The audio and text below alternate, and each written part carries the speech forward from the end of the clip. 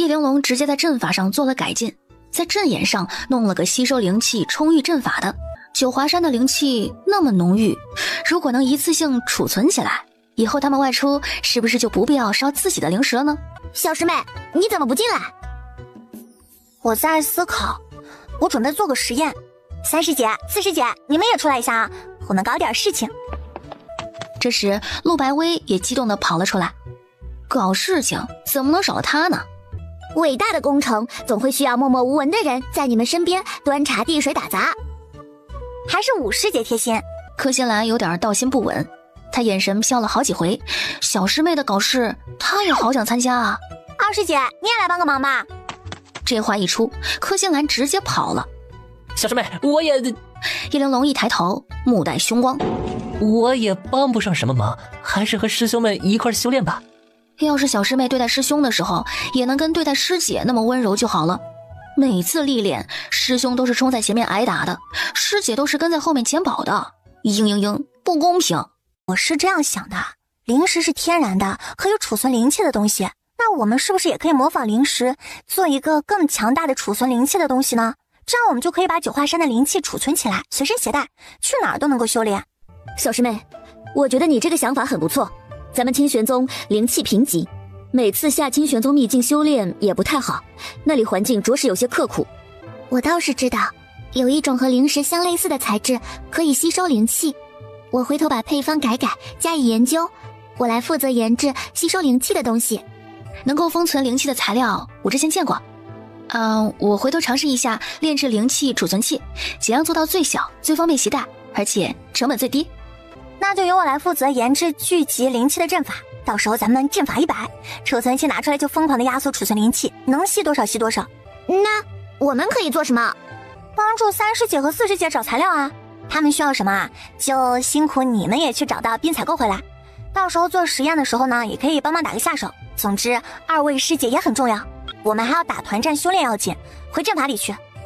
对，你们就在这里修炼，顺便看四大宗门打团战。我和四师妹呢，回房间里去了。我现在非常想尝试，这个点子太有意思了。我也很想试试。三师姐，我们快回去吧。叶玲珑一边在想这个事情，她时不时就站起来调整一下她的阵法，一调整，阵法的吸收速率便被提升，再调整，速率再提升，浓度再提高。终于，坐在观众席上的任唐莲皱着眉回过头去。叶玲珑被发现之后，立即改掉了阵法的吸收速率，使得他重新变回正常值。奇怪呀，我怎么感觉这个比武场上的灵气一直在波动，而波动地方不是比武台上，反而是某个角落里呢？会不会是盟主这段时间劳心劳力的举办巅峰舞会太过辛苦，导致产生错觉了呀？整个九华山最厉害的人都在咱这一圈坐着了，哪里还有谁能够掀起那么大的波澜？放心吧，在我们几个的眼皮子底下，难道还能有人搞出大事情来？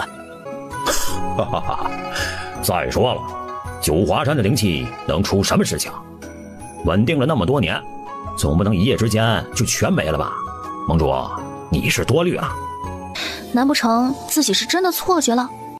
小师妹，你带我们来这里做什么？练习打团战啊。怎么打？跟谁打？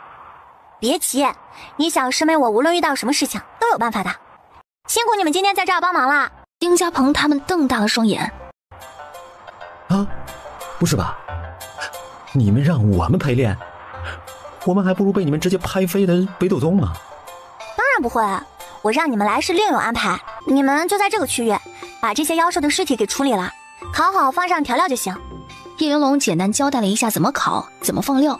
交代完之后，又提醒他们做好你们的本职工作，不要好奇，不要回头，不要去看我们做什么，不然会很危险。丁家鹏似懂非懂的点了点头。好好做，一头妖兽我支付你们20中品灵石。一听有灵石，其他人顿时就两眼放光，积极性就上来了。那我到时候能不能用灵石跟你买点符纸啊？当然可以啊，你们是清玄宗的气氛组，买什么都半折。这话一出，丁家鹏他们全都激动坏了。做不就是烤肉吗？有手就能做。二师姐，辛苦你弄个幻术模糊一下大家的容貌。完了，小师妹玩这么大的，好可怕呀！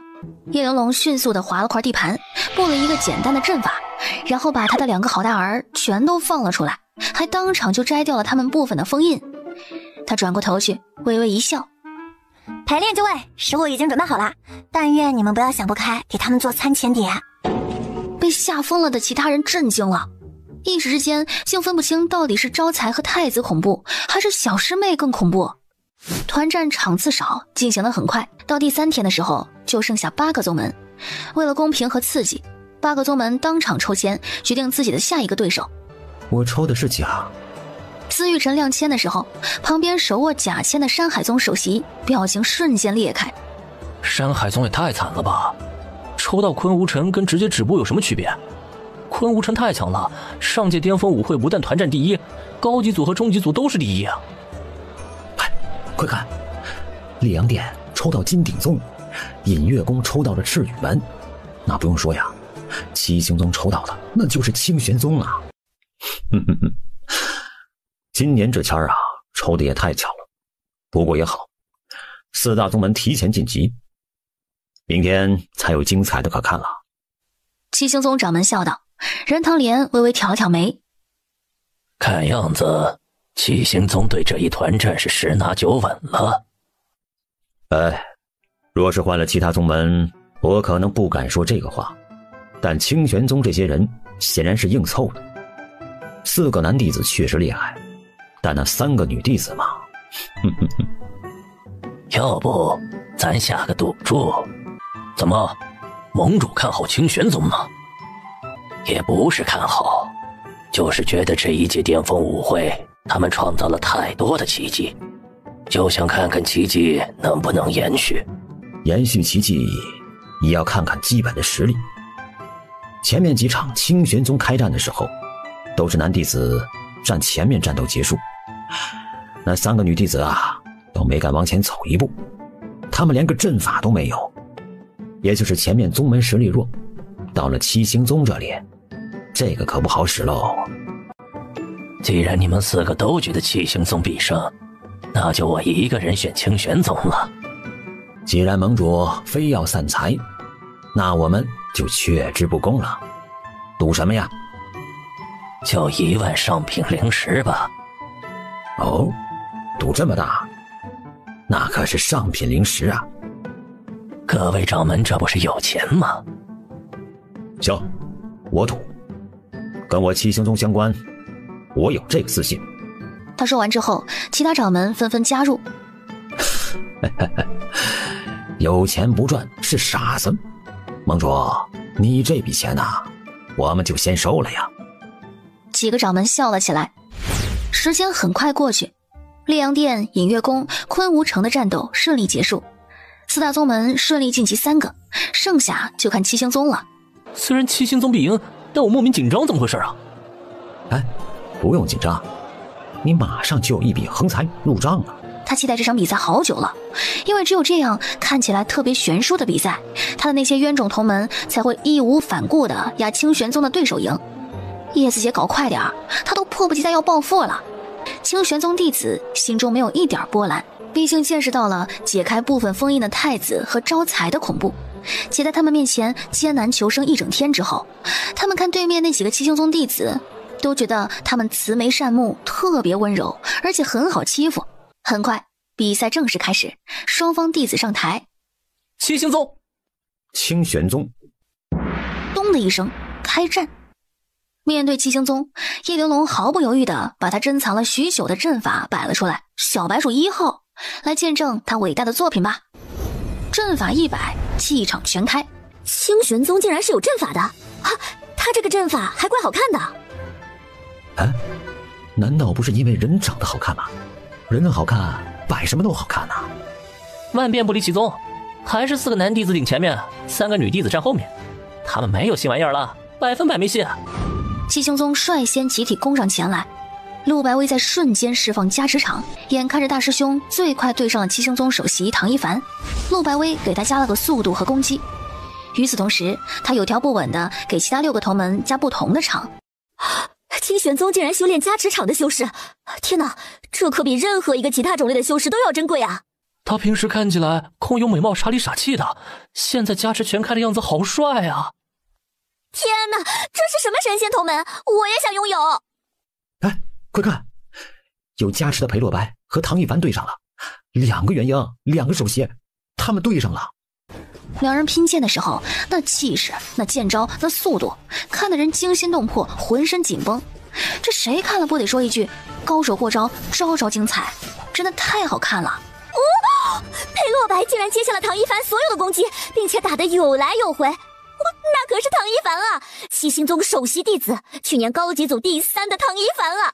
我听说他今年突破了瓶颈，是有望和司玉晨争第1的。裴洛白竟然跟他打平了！打什么平啊？你眼睛瞎吗？裴洛白慢慢占上风了，你没看见吗？无论是速度还是攻击强度，他都开始压着唐一凡了。天哪，这加持场也太香了，神仙队友啊！七星宗另外一个元婴跟这边的穆萧然打了起来。作为金丹期的穆萧然召唤出他的腾云白虎一块作战，一个金丹面对元婴丝毫不虚。谁说金丹就一定是被元婴秒的？那也要看什么金丹。清玄宗的金丹也太凶了吧，有加持场之后更凶了，怪不得4个师兄顶前面，后面的师妹们直接划水划到8强呢。完了，刚刚还说七星宗一定能赢的，现在看来真的是说不好啊！我天哪，怎么还有偷袭的？本来唐一凡跟裴洛白打就打压力山大了，这忽然被一个幻术给砸中了，人有点懵，差点就被踢下比武台了。这边也是啊，穆萧然只有一只腾云白虎的，不知道谁丢了个幻术，他现在有3只，3只凑一块，不知道哪只是真的。七星宗那个元婴快疯了呀！哎，快看，在加持场下和幻术的帮助之下，清玄宗那俩金丹竟然都在1挑2啊，这也太顶了吧！天哪，这么看来，轩辕战斗系比不上各司其职啊！清玄宗的这个配置太豪华了吧！观众席上的那几个掌门全都一脸菜色。哎呦，看呐，这不有趣多了。叶荣月首先在其他师兄的掩护下突破到了清玄宗的后方去攻击陆白薇，只要他一倒，清玄宗就全线溃败了。好啊，我的荣月啊，就靠你了。咚的一声响，他就撞到了一个透明的墙上，整个人冲得有多猛，弹的就有多远。叶荣月迅速调整状态，重新爬起来。就在他忽如其来调转攻击方向，眼看着已经冲到柯新兰前面，忽然间金光一闪，2张符纸啪啪贴在了他的背后，顿时他整个人被定住了。这一定，柯新兰发现他偷袭，回过头来一巴掌精准无误地打在他身上，直接将他拍飞了出去。清玄宗到底是什么魔鬼宗门？这一场团战打得着实让人崩溃。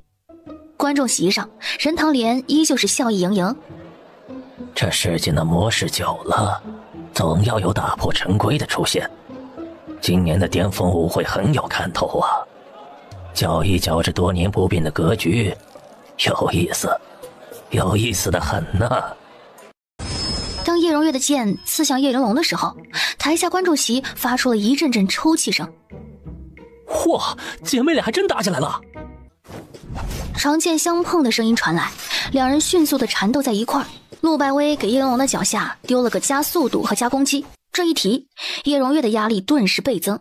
他一咬牙，迅速将自己的状态提升到最顶峰。然而，看到他全力提升状态开战，陆白薇干脆撤了大师兄脚下的加持，把他那份全都砸到叶玲珑脚下来。所以，爱会消失，对吗？正准备速战速决的叶荣月也无语了，他合理怀疑自己被针对了，这不公平，太不公平了。可不公平还是要打，他吃力地应对叶玲珑的各种攻击。裴洛白那边的加持都取消了，大师兄他那么长时间还打不赢吗？他到底是干什么吃的？他几乎要气疯了，就连叶荣月都被压制成这样，这团战是真的毫无希望了。叶荣月被叶玲珑一脚踹出了比武台，咚的一声响，叶荣月被判定淘汰，他成为了七星宗团战第一个被淘汰的人。天哪，希望都压在叶荣月身上了，结果他是第一个出局的，他一个金丹竟然被筑基给打败了。搞清楚好吗？叶玲珑是有加持的，而且是双倍。叶荣月他没有啊，公平对战，叶玲珑根本就打不过叶荣月，2打1打赢的，有什么好骄傲的吗？换你去打，你只会更丢脸。叶荣月出局之后，陆白薇和柯新兰没有了威胁，更加肆无忌惮了。1挑2的姬子卓在叶玲珑的加入之后，2打2，迅速的把对面的2个金丹给扔了下去。他俩没了对手之后，跑去宁明城那边，3打2又丢了2个出去。紧接着，他们3个又去找穆萧然，把那个元婴给扔了出去。最后，比武台上就剩下一个唐一凡。清玄宗弟子毫不客气的把他包围起来，然后动手暴揍，根本就不在乎什么以多欺少，什么公平对战，打爽了再说。唐一凡没想到自己成为了七星宗里最倒霉的那一个，丢下去之前，他被揍得有点惨。咚的一声，比赛宣布结束，清玄宗胜。下一秒，在清玄宗气氛组的带动下，观众席上爆发出了一阵热烈的掌声。不好意思啊，一个打赌净赚4万上品灵石，各位臣让了。你早就知道？不知道啊，我只是觉得他们很有趣罢了。而且我一直想不明白，全员晋级决赛圈的宗门，你们为什么会小看他们？时代变了，一成不变的思想也该换一换了。其他掌门没说话，显然是不太接受。清玄宗的弟子且慢，我想知道这一场团战你们打下来感觉如何呀？有没有信心下一场也能赢呢？叶玲珑正准备开口，我想请今天表现最佳的陆白薇回答一下。这问题问他最容易得到真实答案。七星宗弟子又温柔又清秀，不凶残不吃人，不会一次比一次更强，也不会不知疲倦，也不能打完加餐。这是我这几天来打得最轻松的一次团战，感谢七星宗弟子。怎么好像没太听懂啊？说话要注意场合。陆白薇一愣，完了，没想那么多呀。感谢七星宗弟子作为我们的对手，给了我们一次这么酣畅淋漓的大战。对方很强，我们打得很吃力，双方难分伯仲，最后是我们运气好，小胜一筹。希望接下来的对手能够高抬贵手。七星宗掌门直接拂袖离开，连多1秒都不愿意停留。小师妹，我说错了吗？五师姐，你没有说错，只不过胜利者的任何发言对失败者来说都是打击，因为你赢了。对呀，我赢了。之前是不愿意抽到4大宗门，现在是谁也不愿意抽到清玄宗了。1000。柳元旭的眉头顿时皱成了一团。隐月宫抽中了清玄宗。哎呀，昨天我们七星宗打头阵探了他们的底，也不知道隐月宫昨晚商量出对策没有啊？半决赛很快开始，贾谦的昆吾城和溧阳殿展开了激烈的斗争。比起昨天清玄宗的花里胡哨，昆吾城和溧阳殿打得简单粗暴。拥有3元婴的昆吾城最后靠着综合实力最强拿下了胜利。下一场，清玄宗对战隐月宫。柳元旭，你又获得了挑战我的资格。柳元旭的脸当场就黑了。清玄宗叶玲珑。哎，你要投敌啊？你们掌门同意了吗？打个招呼罢了，大惊小怪做什么？隐月宫准备好了。咚的一声，比赛正式开始。清玄宗以不变应万变，摆出了昨天的那一套熟练到极致的阵法。柳元旭二话不说，直接提剑冲向叶玲珑。陆白薇吓得赶紧给他加了速度和防御，柯仙兰赶紧往柳元旭面前丢了个幻术。柳元旭果然被吓得动作一顿，叶玲珑强大的防御力起了作用，他手持玄影挡下了柳元旭的这一击，一击不成，柳元旭便追着叶玲珑砍。叶玲珑掉头就跑。我还以为清玄宗有多团结呢，叶玲珑被柳元熙逮到就死定了，竟然没有一个人过来帮他。咚咚咚，连续3声传来，隐月宫连续被淘汰了3个，而柳元旭此时竟然还没能打死叶玲珑，他还在那里上蹿下跳的贴各种符纸，设置各种障碍，到处躲到处藏。不愧是你们隐月阁的新策略，着实惊呆所有人了。话音落下，被群殴的隐月宫弟子又淘汰一个。柳元旭非常的后悔，本以为自己找到了突破口，结果带崩了全宗门，最后敌众我寡。咚的一声响，隐月宫以极其愚蠢的方式输掉了这一场比试。清玄宗气氛组各种道具齐上，热烈气氛直接拉满，带动着全场爆发出雷鸣般的掌声。清玄一出，绝不会输！各位，恭喜你们又一次见证了奇迹。这时候，压力来到了昆吾城这边。你们至于吗？不至于，就是有点忽然想看看昆无尘被拉下神坛，大家一起共沉沦的样子。要不城主透露一下你们的新策略呀？省得跟隐月宫一样那么意外，到时候你反应不过来，不知道怎么打圆场。正在安静的治愈心伤的隐月宫公主心口又中一刀，这鬼地方她是1秒也待不下去了。问题不大，她明天还会准时出现的。我也是。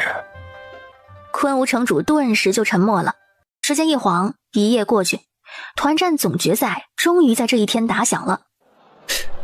雨生，听说你前阵子3天2头跑去清玄宗那边混，你对他们熟悉的很，到时候在比武台上可要好好的提醒你们的同门，万一对面耍什么手段。师傅，就算对面耍手段，我也没办法呀，你永远也没办法猜到他们下一步会干嘛。哎，你这是长他人志气，灭自己威风吗？师傅，到这个时候自欺欺人没有用的，你得问大师兄有没有信心，我们得靠硬实力赢。终于遇到对手了，不是吗？大师兄，咱们要是赢不了，师傅他老人家的脸面就没了，真要输了，那也不是只有他一个丢脸的，他会自我安慰的。我是没想到最后的对手不是荣月师妹，倒变成了小豆芽，他是真的出人意料啊。大可不必在我这炫，你不过是个蹭福的而已，大家关系很纯洁的。小师妹，你说我们能不能赢啊？昆武城是真的好强啊，3元婴哎！放心，包赢。其他人那颗紧张的心立即松了不少。小师妹说能赢，就一定能赢。来，把手叠一块，跟我一起壮个声势！全榜街霸，清玄无敌！带队上台，创造属于我们的奇迹，拿下清玄宗第1个魁首。好。裴洛白走在最前头，带着师弟师妹们一块上了比武台。走在最后的叶玲珑抓了抓自己的手心，他骗人了，他其实慌了一批。昆无城，清玄宗。咚的一声响，比试正式开始。清玄宗和往常一样摆出了他们最熟悉的阵势，昆无城亦然，大战一触即发。清玄必胜，清玄无敌！清玄无敌！清玄无敌！昆无城这边不甘示弱的也跟着喊了起来，每个人对应的都是对面跟自己一个档次的对手。裴洛白跟司玉晨，穆萧然对上另外一个元婴，宁明成也对上了一个元婴，季子卓则继续1打2金丹。为了保证4个男弟子的战力全部拉满，陆白薇所有的加持场全部只给他们4个，多一个人的压力给到了后方的柯心兰。柯心兰一边布置幻术，一边在应对昆无城的金丹。叶玲珑迅速的给他贴了2张加速符，让他迅速跑开。而叶玲珑此时也对上了昆无城的另外一个金丹。玄影，我告诉你，我要是打不赢对面的金丹，我今晚就把你主人拍醒，然后在他面前上吊。一直以来安安静静的做一把普通灵剑的玄影无语了，怎么会有人比他还像把剑啊？光芒一闪，就这么猝不及防的把对面金丹的眼睛给闪了。叶玲珑赶紧抓住他呆愣的间隙，一剑刺过去，那弟子迅速的偏开，剑锋堪堪与他擦肩而过，划破了对方的肩头而已。就这点本事，你有什么资格天天吹大炮？玄影怒了，顿时灵力爆发，带着叶玲珑一块越战越勇。那弟子没想到一个小小的筑基竟然如此厉害，他不敢大意。这时一声惨叫从不远处传来，玄影你看着办，我先走了。哎，你是认真的吗？这样好容易穿帮的呗。叶玲珑才不管他，超级无敌秒杀一剑神剑诀。叶玲珑火速赶往柯心兰被击落的位置，他迅速的抬手画符，将符文往柯心兰的对手身上砸。遭到叶玲珑攻击的金丹回过头去看了他一眼，他从戒指里取出了一把备用的灵剑，往叶玲珑的方向砸过去，拦住他的脚步。他迅速的一剑刺向被击落的柯心兰，将他丢下了比武台。咚的一声响，清玄宗淘汰一人。完了，清玄宗少人了，6打5，他们这次打不过了。打不过正常啊，他们配置再好，可修为太低了。对面3个元婴呢，这边2个筑基，嗨，你以为是闹着玩的吗？好，我的好弟子啊！他们是来看好戏的，不是来被人炫的，难受。你们这苦大仇深的干什么呀？4大宗门最后的脸面啊，赶紧给我们助威吧！能打赢你们是出其不意，再者就是他们花里胡哨伎俩多，可今天昆吾城若是赢了，那也就证明了硬实力不是没机会打赢的，你们只是大意了而已。这话一出，其他3家心里立即舒服了。确实，昆吾城应该有实力能赢。昆吾城弟子打得的确好啊，先淘汰一个，清玄宗应该顶不住了。那当然，毕竟3元鹰嘛，希望昆吾城能再接再厉，一举拿下。在那金丹不顾一切淘汰柯心兰的时候，他把自己的后背暴露在叶玲珑的面前。那金丹被减速后，再被定身符砸中，身形一顿的时候，被叶玲珑的闪光符给闪到，瞬间被闪瞎了眼的他下意识闭了一下眼睛。当他缓过来用灵力震碎身上所有的符纸时，叶玲珑提着另外一把剑冲到了他的面前，伤口的位置顿时生根发芽往里钻，剧烈的疼痛让他眼前一花。咚的一声，昆吾城淘汰了一个。好，清玄必胜，清玄无敌！精彩，实在是太精彩了！昆吾城主脸上挂着的笑容还没消失，就僵住了。夸呀，继续夸昆吾城呢，捧高点儿，不要停呢，你们4个一起呀！你是魔鬼吗？这下好看了，不到最后一刻，根本不知道鹿死谁手。这样一看，清玄宗也确实好强呢。原本跟叶玲珑对战的同门，此时刚好把那把剑给抽飞出去，眼看着玄影被击飞，马上就要落下比武台。嘿，剑回！给了玄影台阶之后，玄影一个回旋重新飞回到他的手中。他的治愈剑术也太强了吧，竟然可以做到人剑分离，隔空控制啊！天哪，要不是大家都看到他是个筑基，我都要怀疑自己的眼睛了。这死小孩又在演，这哪里是他什么鬼超强的御剑术，分明是那把剑有剑灵好吗？战局重新陷入了焦灼之中。对战季子卓的2个金丹迅速地摆脱了季子卓，一个人纠缠，一个人突击后方，准备一同夹击拿下陆白薇。叶玲珑心中一急，他顺手掏出好几张符纸往那边2个金丹丢过去，减速符、定身符丢完之后，又扔了几张到陆白薇那边帮助加固阵法。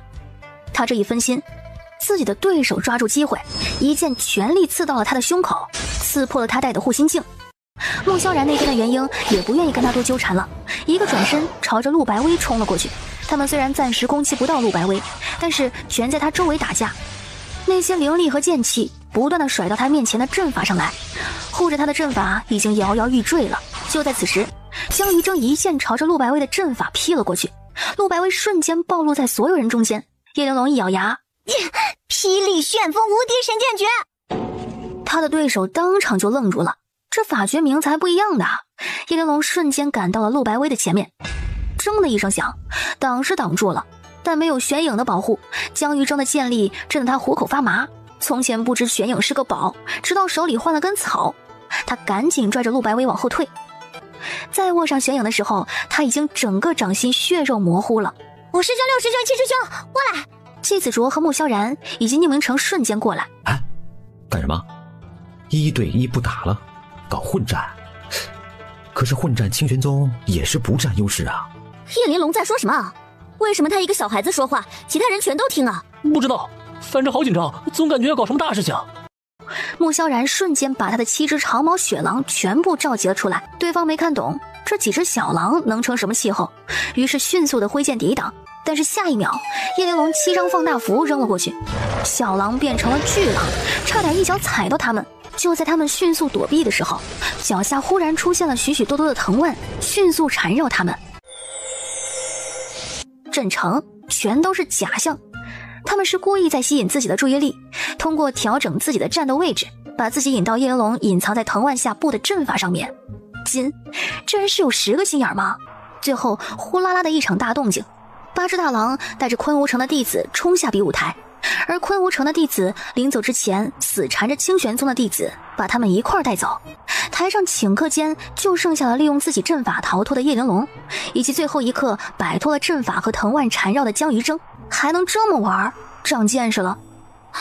这个叶玲珑是真的心眼多呀，这么短时间内能搞出这么多动作来，不然这么打下去，清玄宗肯定输。你怎么不说他的同门配合又听话，完美的执行他的计划？这下人少了，可我更紧张了，胜负到现在还没个趋势呢。这叶玲珑，也难怪柳元旭上场就针对他呀，他真的是个大的隐患啊！昆吾城的2个元婴，2个金丹就这么没了。但是清玄宗也少了3金丹1筑基啊，尤其是少了个加持的，他们没王牌了，只能硬拼实力了。但是叶玲珑还在上面啊，搞不好他又有新的想法了。昆吾城主当场就慌了，还不如把叶玲珑给一块带下去，留一个其他人呢。莫慌莫慌，你那2个宝贝徒弟放心吧。哎呦，可是我不放心叶玲珑啊。江玉征趴在比武台边缘，大大的松了口气，还好知道这个豆芽菜鬼主意多，阵法又很厉害，他留了个心眼儿。叶玲珑就扛着玄影冲过来，对着他一顿乱砍，吓得江玉征赶紧翻身爬起来，他迅速地跑到司玉晨的身后。豆芽菜，你好狠的心啊！这几剑砍过来的时候都不留手的，我这浑身的伤，你是怕砍不死我吗？难道不该砍你吗？莫说是在比武台上，比武台下我也想砍你，一天天的，搞得我小师妹跟你很熟似的。司玉晨压了压差点忍不住翘起了嘴角，炫呀，赛前跟他炫呀。听见没？人家跟你不熟。小师妹，有想法吗？没有。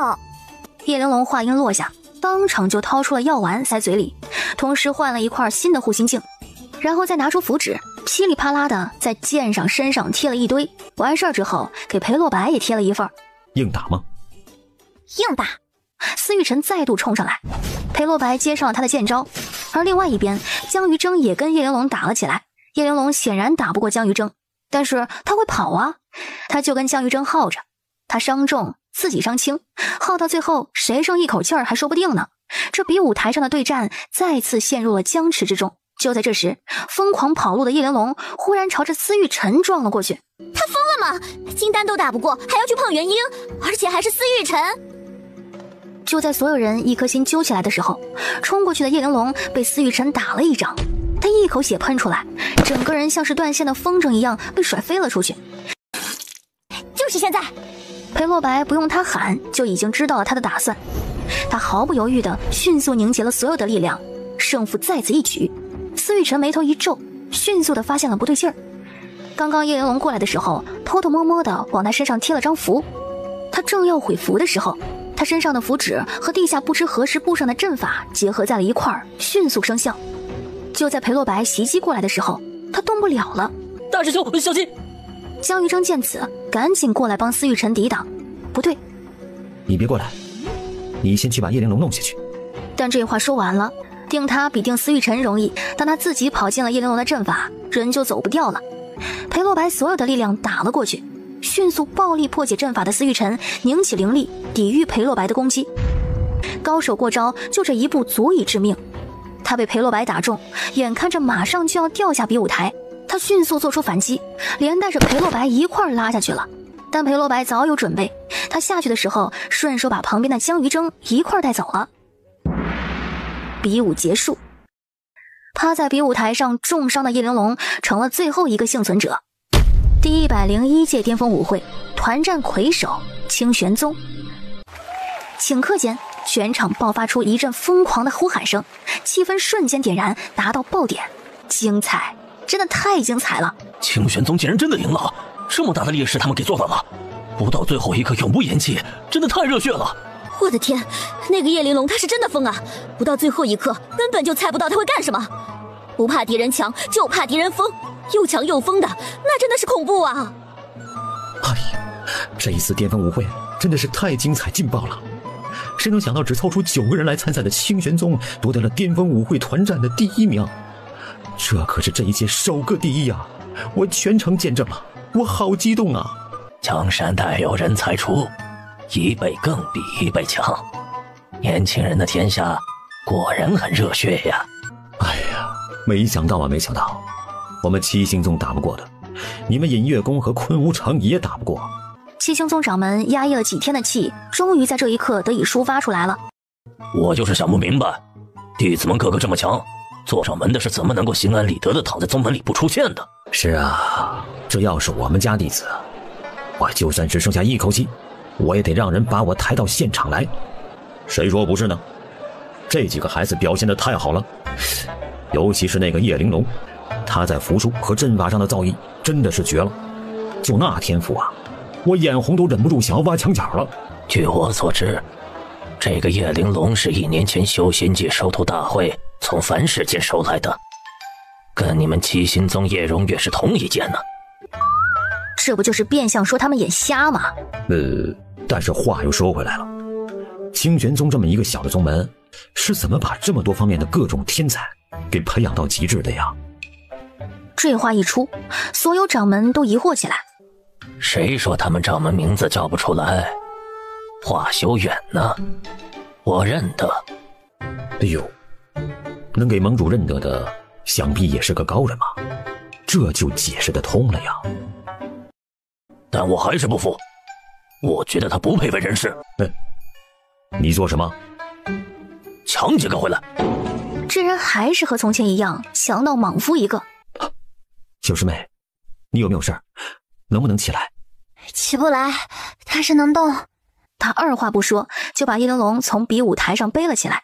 我好想睡觉啊！这话当场就把所有人都给吓疯了。小师妹，你别睡，你挺住，你不会有事的。续命丹，赶紧吞下去。回去以后，师姐就算豁出命也要救你回来。小师妹，你若真的是有事，我就去屠了昆吾全城。还有我也去，要死大家一块死，拉着他们一起死。小师妹，你别吓我呀！我打不过，但是没关系，我回去喊我老爹和我哥哥，我们一起给你报仇。趴在裴洛白背上的叶玲珑忽然笑了，说啊，你们再多说几句。虽然绝无可能发生，但是我爱听啊。我喜欢听你们为了我拼命的样子，也喜欢看你们为我痛哭的样子啊！我好重要啊！这小师妹真的不是魔鬼吗？她狠起来连自己人都不放过的。所以你什么情况？困了想睡觉的情况，虽然不知道为什么你们要脑补那么多，但听起来也怪开心的。小师妹还是那个小师妹啊，她一点事情都没有，真好。我们烈阳殿时刻招收任何有天赋有资质的弟子，你们谁愿意来，我必定倾力培养，绝不委屈。天哪，我当初还以为你们烈阳殿那个罗延忠想要策反我们小师妹入你们烈阳殿，是他自己胡说八道的，没想到原来这是你们烈阳殿的传统啊。罗延忠啊，想起来了，是殿里3长老座下的弟子，但可惜我们都没上当。胡说八道，什么上当不上当？他当初说的我都能答应你们，你们随便一个谁愿意加入都可以，全部加入我也照单全收。谢谢店主的抬举，我们几个暂时没有另投其他宗门的打算。可你们师父连这么大的场合都不出席，你们受得了这些啊？店主，我们不敢生气，师父他……叶玲珑叹了口气，他如何？他难道还能威胁你们？本店主在此，我就不信他敢为难你们。说不清，要么您自己去问问他吧。他们师父到底是什么样的人物啊？他平常是怎么对待弟子的？怎么弟子这么怕他呀？他到底是哪号人物？曾经有什么丰功伟绩？我怎么没听说过这么个人呢？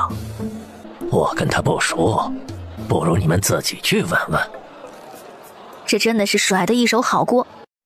裴洛白把叶玲珑放回到床上，花诗晴赶紧过来给他看伤。小师妹，你太冲动了，你以后不可以再这样了。你有没有想过，你豁出命去给司玉晨贴符，不是最后江玉征没去救司玉晨，而是转身去把你给丢下比武台，你所有的伤就都白挨了吗？大师兄，江玉征自己也受伤了，他若是过来丢我，我可以再想办法把他一起拽下去啊。他掉了，司玉晨被控制，你赢不了吗？可你伤得那么重，你要是没能把他拽下去呢？好，就算我真的被他丢下去啊，当时司玉晨被控制，江玉征受伤，你占大优势，你就不可能选择跟他俩一块跳下台啊，没准你会用别的办法打败他们呢。那如果我打不过呢？我就是辜负了你的牺牲啊。那就说啊，我们尽全力了，就是有差距，就是赢不了，那也没办法啊。以昆吾城的实力，他们难道不配赢吗？说到底还是不够强。小师妹，你好好的养伤，我回去修炼了。其他3个师兄感觉自己好像也没脸待了，技不如人才会被虐成这样，于是他们3个分别安慰炎龙之后，也迅速的回去闭关修炼。师姐，我发誓我这次是没想让他们去卷的。那也就是说，你平时都是故意的呗？他们就是担心你，你年纪那么小，一个人承担那么多，他们几个大男人过意不去。话说回来，确实好危险啊，对方是大元婴啊，你要是真的被打死了怎么办？要换作是对面是柳元旭或者贺连放，我都不敢这么玩，可对面是司玉晨啊，他只是想把我打下去，并没有想过要杀我，所以呢，他这一掌下手是有分寸的，我肯定不会拿自己的性命开玩笑。几个师姐点了点头，照顾小师妹的事情呢，就交给我吧。团战结束，我接下来也没有比赛了，你们3个接下来还有比赛呢。那行，师姐们也要努力，让所有的帮手全部写上千玄宗的名字。